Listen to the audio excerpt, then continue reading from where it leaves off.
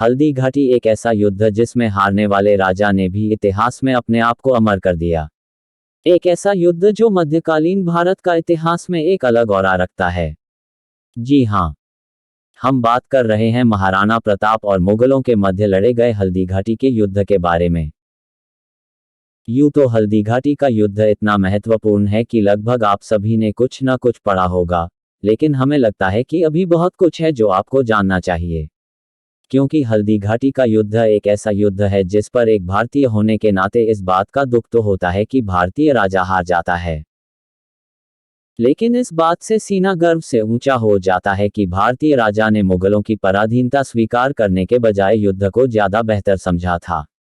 तो चलिए ले चलते हैं आपको आज से ठीक 450 साल पहले के भारतवर्ष में। साल 1568 तक भारतवर्ष पर मुगलों का बोलबाला हो चुका था। बंगाल और मध्य भारत से लेकर संपूर्ण पंजाब और पाकिस्तान का क्षेत्र मुगलों के अधीन हो चुके थे। दिल्ली की गद्दी पर अकबर के काबिल होते ही उसने इन क्षेत्रों के राजाओं को अपने अधीन होने पर मजबूर कर दिया था। इनमें से कई जगहों पर उसका प्रत्यक्ष शासन चल रहा था, तो कई जगहों के राजा महाराजा ही अकबर की पराधीनता स्वीकारते हुए अपना राज्य चला रहे थे। राजस्थान के ज्यादातर राजाओं ने अकबर की अधीनता को स्वीकार कर लिया था, उसके अधीन रहकर ही अपना राज चला रहे थे। लेकिन इन सब के बीच एक ऐसे भी थे जिन्होंने अकबर की पराधीनता स्वीकार करने से मना कर दिया था, और वो थे मेवाड़ के राजा और महाराणा प्रताप के पिता महाराणा उदय सिंह। अकबर मेवाड़ से पहले से ही काफी चिढ़ा हुआ था, क्योंकि एक तो मेवाड़ दूसरे राज्यों की तुलना में काफी छोटा राज्य होने के बावजूद उसकी पराधीनता स्वीकार नहीं कर रहा था, और दूसरा यह कि अकबर को गुजरात पर हमला करना था, लेकिन मेवाड़ भौगोलिक रूप से अकबर के लिए रास्ते का रोड़ा बना हुआ था। इसके अलावा अकबर को एक बात और चिढ़ाती थी कि मेवाड़ वही धरती है जिसने राणा कुंभा, राणा सांगा और उदय सिंह जैसे तमाम वीरों को पैदा किया था, जिन्होंने मुगलों को नाकों चने चबाने पर मजबूर किया था। सन 1972 में महाराणा उदय सिंह के बाद महाराणा प्रताप को राजा बना दिया गया। अब महाराणा अकबर को लगने लगा कि महाराणा प्रताप उसकी अधीनता स्वीकार कर लेंगे, लेकिन ऐसा नहीं हुआ। महाराणा प्रताप ने अपने पिता उदय सिंह का निर्णय पर अमल रहने का निर्णय किया था, और अधीनता स्वीकार करने से सीधे सीधे मना कर दिया। एक बात तो तय है कि अकबर महाराणा प्रताप से युद्ध नहीं करना चाहता था, क्योंकि उसे पता था कि अगर युद्ध हुआ तो उसमें काफी जान माल का नुकसान होगा। इसलिए उसने शांति ढंग से महाराणा को अपने अधीन हो जाने के लिए एक के बाद एक करके 8 शांति दूतों को महाराणा प्रताप के पास भेजा। फिर भी बात नहीं बनती देख उसने महाराणा प्रताप के घर की किसी राजकुमारी से विवाह करने का प्रस्ताव तक दे दिया।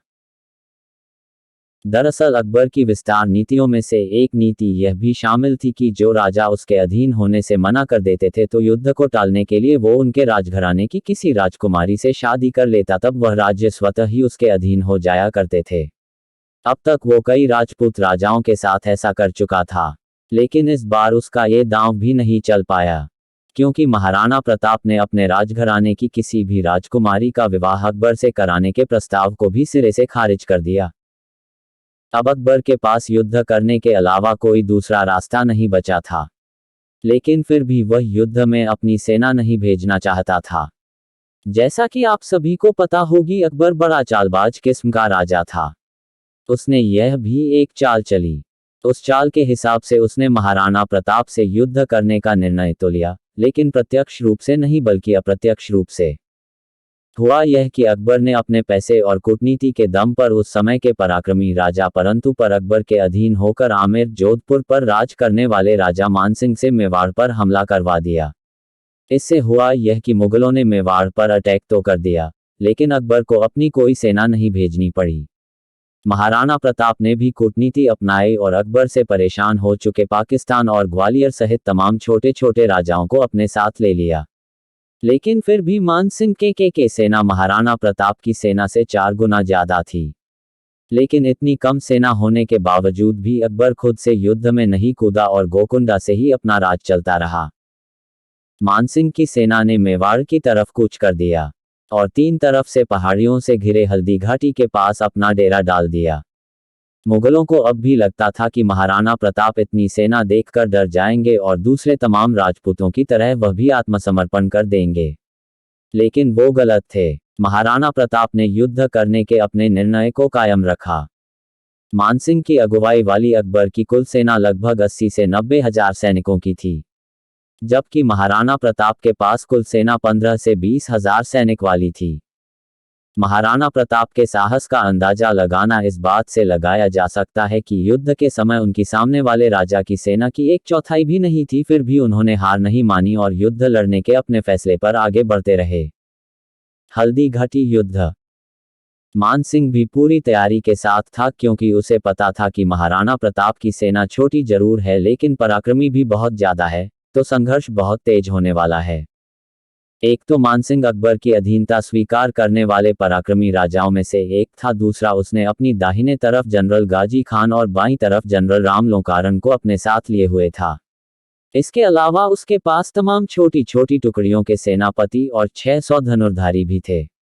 इसी साथ ही भारी मात्रा में उसके पास रिजर्व सेना भी थी। और सामने से थे महाराणा प्रताप, जिनके दाहिनी तरफ थे ग्वालियर के राजा और दाहिनी तरफ थे भीलों के सरदार। और फिर वह दिन आया जब मानसिंह की अगुवाई वाली अकबर की सेना ने मेवाड़ पर चढ़ाई कर दिया। इसकी शुरुआत 18 जून 1576 से। जयघोष शुरू हो चुका था, दोनों सेनाएं आपस में बस भिड़ने ही वाली थी। चूंकि मानसिंह की सेना ने मैदानी भाग में अपना डेरा डाला था तो पहाड़ी के पीछे का कोई अंदाजा नहीं था।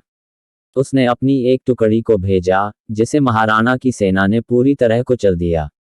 अब महाराणा प्रताप और मानसिंह की नेतृत्व में सेनाएं एक दूसरे के सामने थी। मध्यकालीन भारत में होने वाली लड़ाइयां उस तरह से नहीं लड़ी जाती थी, जिस तरह से आज हम टेलीविजन और फिल्मों में देखते हैं। दरअसल अकबर और महाराणा प्रताप के जमाने में एक लाइन बनाकर 1-1 के हिसाब से नहीं बल्कि समूचे समूह की लड़ाई होती थी। सभी को लड़ाई लड़नी होती थी और साथ में एक लाइन भी बना के रखना पड़ता था, ताकि दुश्मन की तरफ से कोई विषय प्रवेश न कर पाए। लड़ाई जोर पर चल रही थी। महाराणा प्रताप की सेना ने पहली लाइन को तोड़ दिया था, लेकिन मुगलों के पास और भी से सेनाएं थी। महाराणा प्रताप युद्ध क्षेत्र में हाथियों की सेना को घुसाना चाहते थे, लेकिन मुगलों की लाइन को तोड़ नहीं पाए। इसके बाद राणा प्रताप ने अपनी पैदल सेना को आगे कर दिया। लड़ाई अपने चरम पर थी। हल्दी घाटी युद्ध। हल्दी घाटी युद्ध। महाराणा प्रताप। महाराणा ने काम न बनते देख अपने घुड़सवार और हाथियों के सैनिकों का एक मिश्रित समूह भेजा। इसका मुकाबला मानसिंह के हाथियों द्वारा किया गया। फजल के मुताबिक राजपूतों के एक हाथी, लोना, ने मुगलों की लाइन को तितर-बितर कर दिया था। उसके मुकाबले के लिए मुगलों ने अपनी एक हाथी उतारा, जिसका नाम था गजमुक्त। महाराणा का लोना जीत की तरफ आगे बढ़ रहा था। मुगलों की सांसें से थम रही थी कि अचानक लोना के महावत पर किसी ने हमला कर दिया। महावत के मारे जाने के बाद लोना कुछ नहीं कर पाया। इसके बाद महाराणा ने रामप्रसाद नाम के हाथी को आगे किया। इसके सामने लड़ने के लिए मुगलों ने गजराज नाम के हाथी को उतारा। रामप्रसाद राजपूतों के हाथियों में सबसे बलवान और पराक्रमी में से एक था, लेकिन उसके भी महावत की जल्द ही मौत हो गई। इसी बीच महाराणा प्रताप राजा मानसिंह मिले और आपस में भिड़ गए। अब तक मुगल सेना राजपूतों को धकेलते हुए मेवाड़ की तरफ बढ़ना शुरू हो चुकी थी। लेकिन यहाँ जो एक बात ध्यान देने लायक है, वो ये कि महाराणा प्रताप के पास कोई रिजर्व सेना नहीं थी, जबकि मानसिंह के पास सेना की एक बड़ी संख्या रिजर्व थी।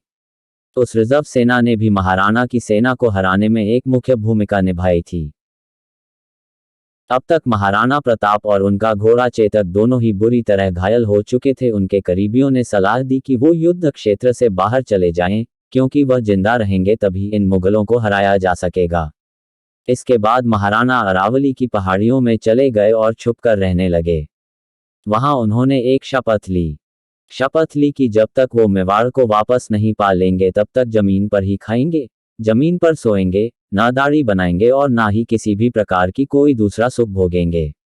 महाराणा जंगलों में लगातार संघर्ष करते रहे। उन्होंने जंगल में घास की रोटियां तक खाई।